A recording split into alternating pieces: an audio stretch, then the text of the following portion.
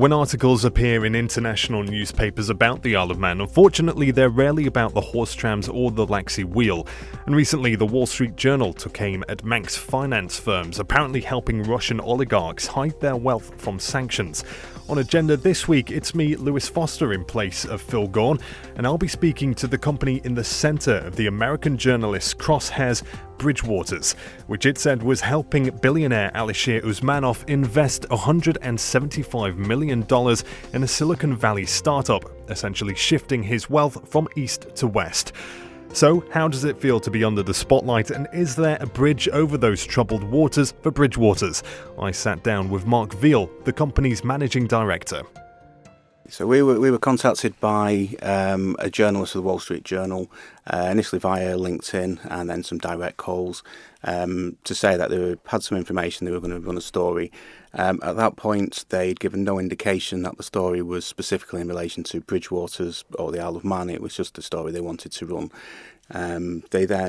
We asked them for their questions to be put to us in writing, which they didn't do, and then they turned up on the island in May, and they were here for a week, and they turned up at our door to ask us questions, and we understand they visited a number of our former employees and directors, and also definitely the FSA and possibly the Isle of Man FIU.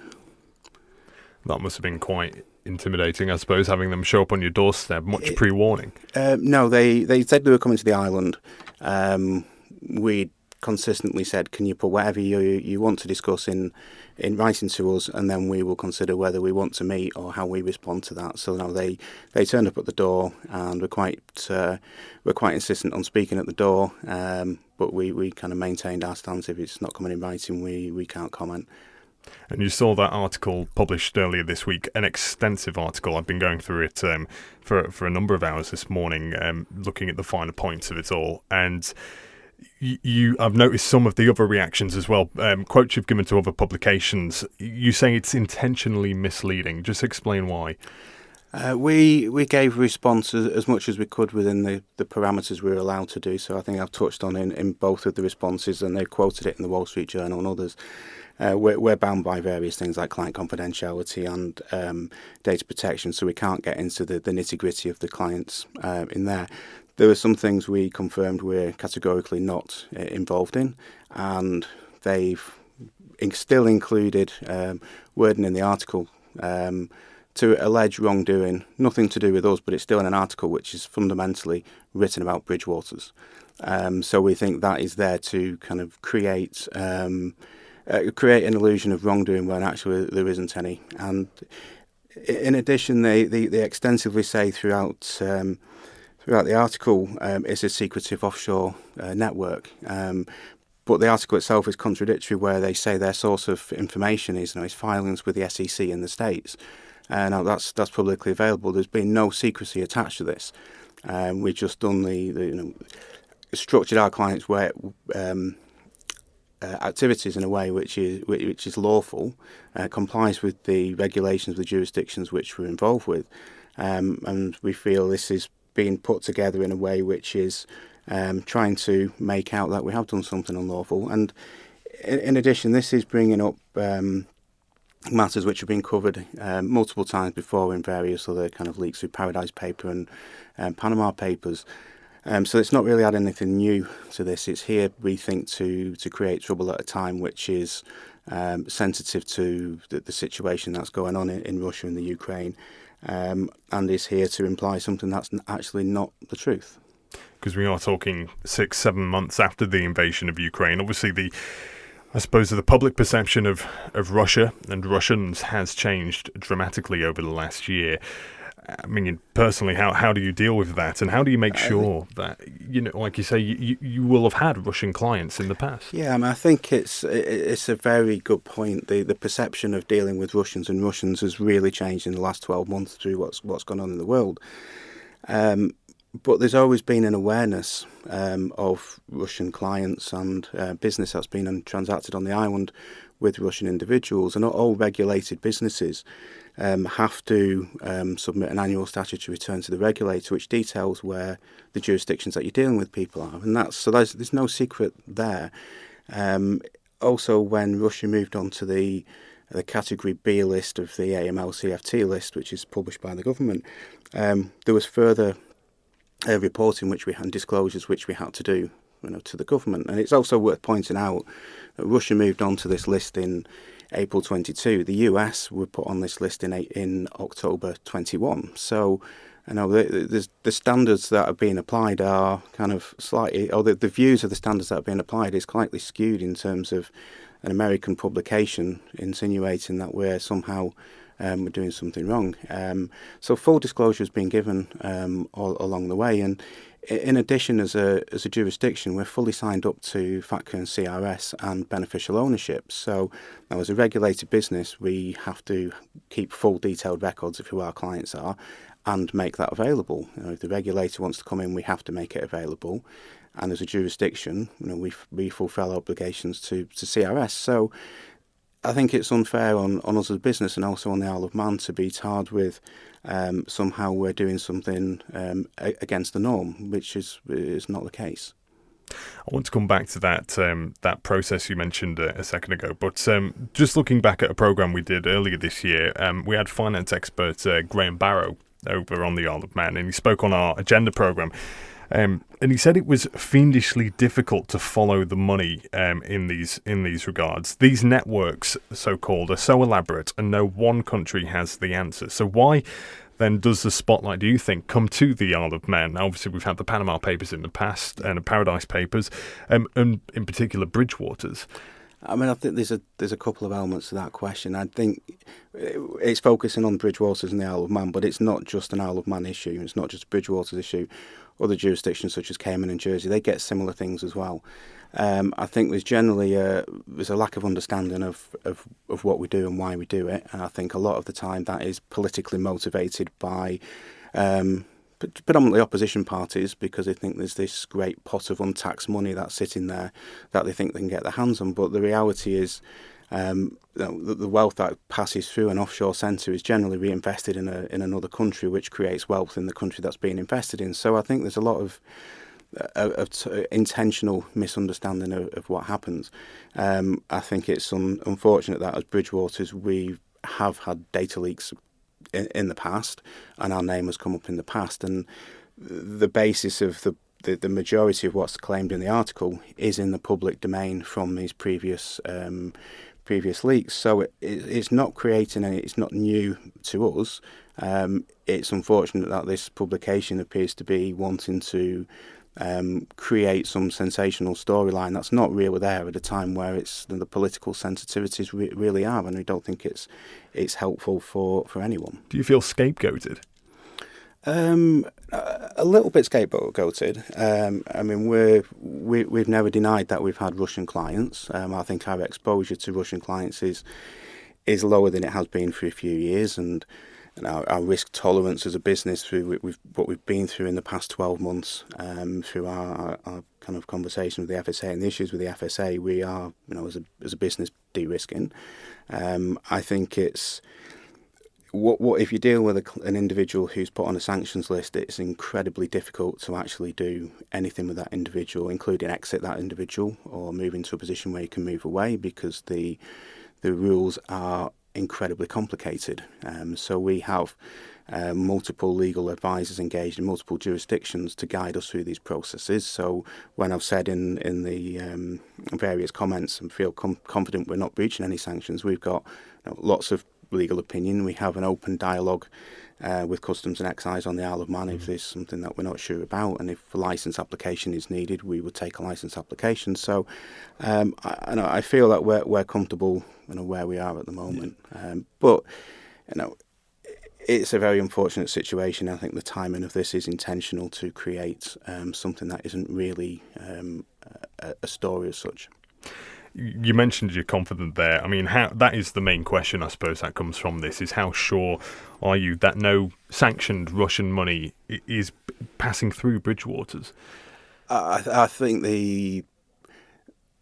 because it is so complicated, you can have an individual who individually is subject to sanctions, and that means generally he's been deprived of his right to enjoyment or receive benefit from his assets. But that doesn't mean that an entity which he is an investor in that entity itself has to cease its activities. I mean, what it means is if there was ever a liquidity event, the sanctioned individual couldn't benefit from those funds going back, and that's quite clear, and that's something that we follow and say we have open dialogue with all interested parties. It doesn't mean that that structure has to come to an end. And let's talk a bit about the backlash, I suppose. Like I say, it was published earlier this week. I tried ringing through to the office earlier, and we get an answer phone. I mean, have you been subject to, because it's not just the Isle of Man that's that will have its eyes on you right now. It's the world. That's correct. The answer machine is on at the moment for a reason. As soon as this article got published, our office and staff were subject to a number of abusive calls. So that's on there to basically to protect my staff from these sorts of things. And I wouldn't agree with people making abusive comments and calls into the office, but I can understand why people do feel strongly of what is being insinuated through this article at a time which is so sensitive globally. So it's not totally unexpected, but it is unpleasant for people on the receiving end of that. Yeah, and you mentioned about politics before, and there's an outstanding question, I suppose, when we look at all these issues, which is, I mean, you said it alluded to wrongdoing in the article. There's no direct claims particularly, but there is that question between sort of, is it morally right, even if it's legal, what some of these wealthy investors will have done in the past?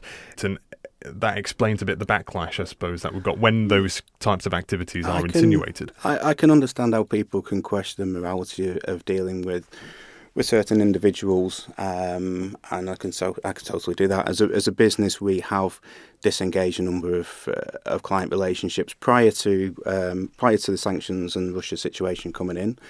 And also since then we have, and like I say, the sanctions situation does make that very, very difficult.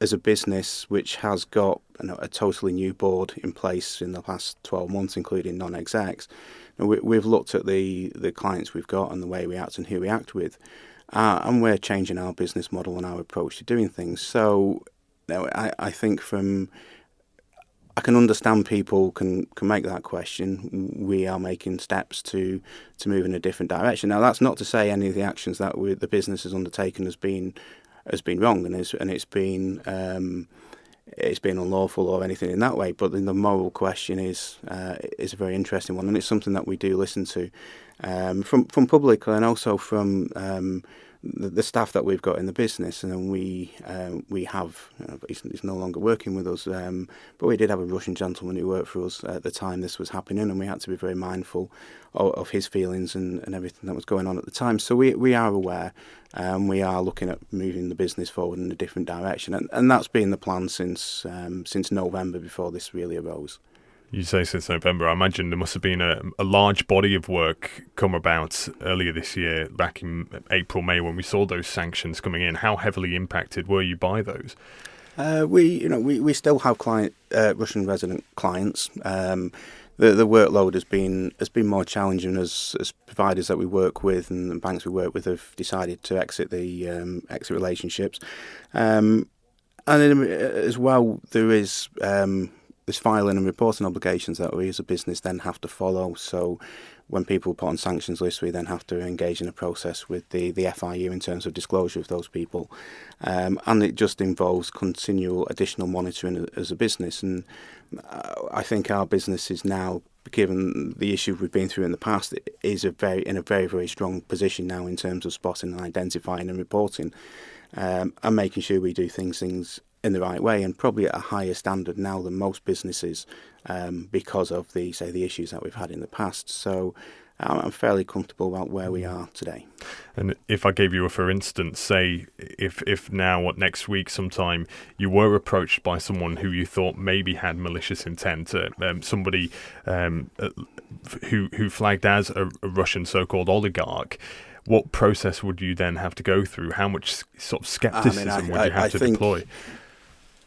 If it was a Russian oligarch or a Russian in general at the moment, there's just a massive degree of risk attached to that. We've got a full new business committee which goes through all the risks and all parties. and we would look at things. And one thing, we did turn down a very large piece of business, not from a Russian at the start of this week, because some of the risk factors were very high, and we couldn't get comfortable with that piece of work. So, as a business, we've evolved. And then they said lots of names are mentioned in this article. The majority of these are very, very historic instances that they're referring to. We've taken on no new Russian business for quite some time, and it's not in our risk profile to do now. So we are looking at a different view. The business has a different view of the world now than it did 2, 3, 4 years ago. And we'll continue to look at what direction we want to go in. It does get quite complicated, the article, when you look at some of the names that are passed around there. The main one from the start is this Alisher Usmanov, who goes on to claim in the article that he has no ties to the Kremlin. Then the next page you see pictures of him shaking hands with Putin. You can understand why there's this degree of skepticism that this is politically motivated in some degree. Yeah, no, I agree. I think this is entirely politically motivated at the moment. But I can understand people's skepticism where there is a picture of someone shaking hands with someone, and there is things that have been reported in the media and quotes from interviews 10, 12 years ago, which are being repeated now as if it's happened and it was said within the last 10 months. And this article was written in a very similar vein of the way it's constructed. It's implying that these things are happening now, and this is the way that we conduct our business now. And I think the opening few lines are implying something which is underhand or unlawful, when the reality is it's entirely lawful, and it's done within the parameters that were allowed, with full disclosures of the parties that we're engaged with.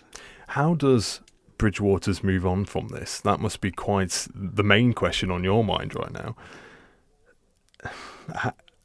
No, like I'm thinking in terms of branding as well. I mean, is that being an issue for you at all? We are looking at how we take the business forward, and that's been one of my objectives since I joined the business in November. And it's not as a result of this article and what's happening in the world at the moment. It's driven by a need to move forward in a new direction.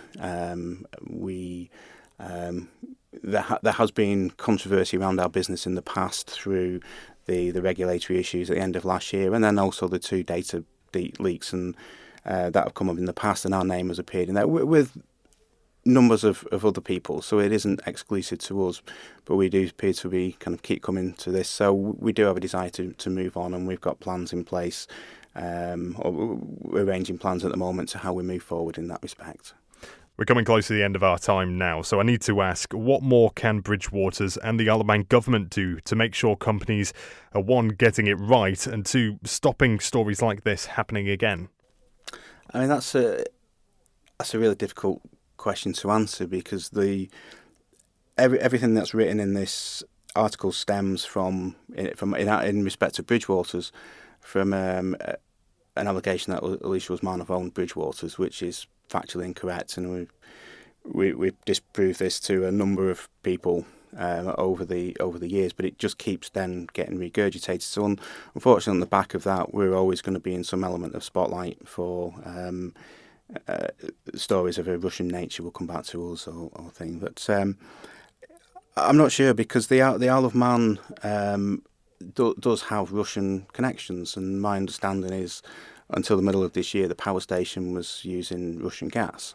The world had a different view of Russia, and it was a more friendly state until the start of this year. So we're dealing with things now that have only really arisen in the past 12 months. I mean, people will say there could have been indicators in the past, but you're looking with, there's other jurisdictions that we operate in that are possibly other flags with them, but I don't know is how we move forward with it. And you could say you don't touch anything Russian, but that's not easy to actually to get to that point. There's so many touch points for various things. I don't know. It's an answer for the politicians. Yeah, I mean, we see these graphics. We hear about networks and all the webs that go around this. It must just be an absolute minefield for one, but also impossible to unravel for I some don't degree. think it's when they're referring to networks and webs, I think it's just sensationalism there, and a lack of understanding of what people are doing. So if you create a structure for a certain transaction, there could be multiple different people and different types of structures involved, and there's nothing underhand or untoward around that. It's to fulfil a certain obligation or a certain contractual duty. So certain transactions will need a company or a foundation or to kind of accommodate that. So I don't. When they say about webs and complex networks, I think it's a lack of understanding. There isn't really a network or a complex web. These structures that are put in place for certain transactions, they're fairly easy to unravel at certain times. So if a contract comes to an end, etc., then they can be unravelled. They've got timescales, most of these things. Sanctions in place at the moment, does that make that considerably more difficult because of the processes you have to go to, if you could even get permissions to do that. I was interested in Mark's claim regarding Russian gas at the power station there, so I reached out to Manx Utilities. The authority was grateful for the chance to respond and sent me a statement saying imported Russian gas has never made up more than around 5% of GB total gas supply historically. Insofar as it's possible to say, in reality the physical flows into Moffat, where we offtake our gas from the GB system, will almost wholly consist of natural gas from the St Fergus terminal in Scotland, as that is the direction of physical flow on the system. All gas delivered at St Fergus is either from the North Sea or Norwegian in origin, so we cannot support, it says, the claim made. Well, as we heard from Mark there, Bridgewaters has had run-ins with the Isle of Man Financial Services Authority in the past. This time last year, the company was fined £225,000 for what it deemed regulatory failings. In the lead up to this programme, I reached out to the authority. It sent me the following statement, read by Manx Radio's Beth Espy. The Isle of Man is a well-regulated and responsible jurisdiction renowned for its long-standing record of compliance with global standards and initiatives. As a modern, risk-based regulator, the Isle of Man Financial Services Authority is focused on protecting consumers, reducing financial crime and maintaining confidence in the island's finance sector. If the authority identifies serious poor behaviour by firms it regulates for activities in the Isle of Man, it will consider the full range of its powers. The civil penalty and prohibitions of certain individuals in respect of Bridgewater Isle of Man Limited followed an investigation conducted by the authority that identified contraventions of the AML-CFT Code. A multi-agency approach is continuing in response to the ongoing war in Ukraine to ensure the Isle of Man plays its part in international pressure on Russia and the Putin regime. Financial sanctions imposed by the UK government are automatically implemented and enforced in the Isle of Man by the Customs and Excise Division of Treasury. The Financial Services Authority continues to engage with businesses on the island to highlight their responsibilities in respect of sanctions, prohibitions and the risk of money laundering and terrorist financing.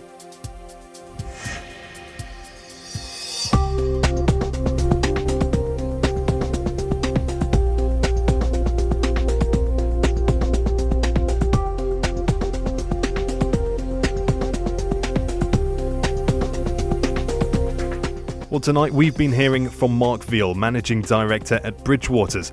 Phil Gaughan will be back next week, and if you have any feedback or ideas for future programmes, you can send him an email at philgaughan@manxradio.com. For now though, I'm Lewis Foster, Guramayu, and thanks for listening.